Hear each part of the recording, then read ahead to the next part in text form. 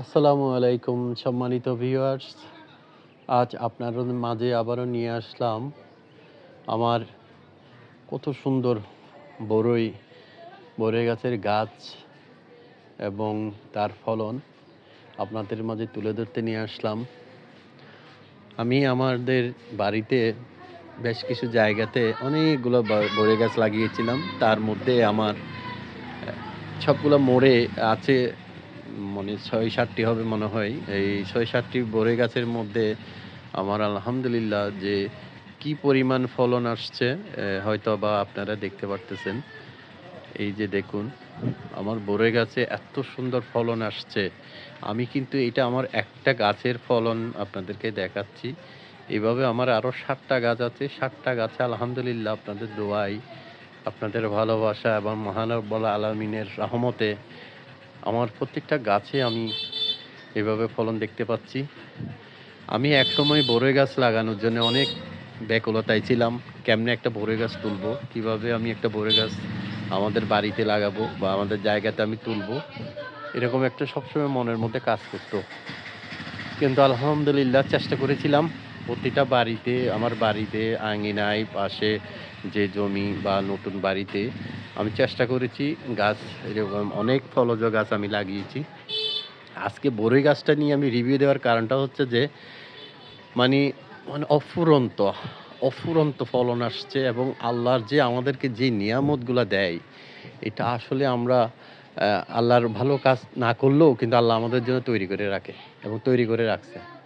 শুধু আমাদেরকে একটু যত্ন করতে হবে। এই যত্ন করলে হয়তো এখান থেকে আমরা অধিক ফলন পেতে পারি। যেটা হয়তোবা আপনারা দেখতে পারতেছেন। আমি পুরো গাছের হয়তো ভিডিও দিতে পারতেছি না। গাছটা অনেক উপরে। কিন্তু আমি চেষ্টা করতেছি প্রতিটা ডালের মধ্যে কি পরিমাণ বরই ধরেছে। তো আমি সবাইকে বলবো, অনুরোধ করব, আপনারা এইভাবে একদম দেশি বরই, আমার তো এইভাবে দেশি বরই এবং কলমের চারা বা কাটিং করা চারা আপনারা লাগাবেন।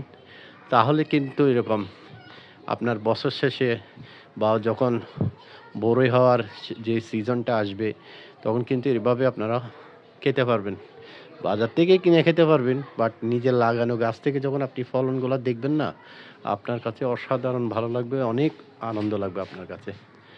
আমিও আমার ভিডিওর মাধ্যমে আমার যারা ফেসবুক বা ইউটিউব, আমার যারা বন্ধু-বান্ধবরা আছে, আমার যারা ফলোয়ার আছে, আমার যারা শুভাকাঙ্ক্ষীরা আছে, সবাইকে দেখানোর করে দিচ্ছি, সুযোগ করে দিচ্ছি।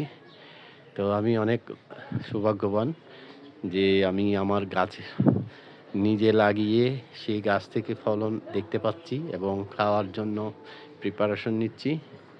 তো সবাই দোয়া করবেন আমি যেন এভাবে যেখানেই থাকি না কেন, যে অবস্থায় থাকি না কেন, ভালো ভালো গাছ, এভাবে ফলন্ত গাছগুলা যেন লাগাইতে পারি।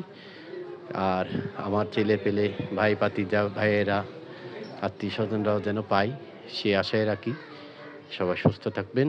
আর চ্যানেলটি অবশ্যই সাবস্ক্রাইব করবেন, লাইক করবেন, কমেন্টস করবেন, শেয়ার করবেন আর ফলো দিয়ে থাকবেন। সবাইকে অনেক অনেক দোয়া ও ভালোবাসা জানিয়ে আজকের লাইভ এখান থেকে আমার এই ভিডিওটা শেষ করতেছি। আসসালামু আলাইকুম।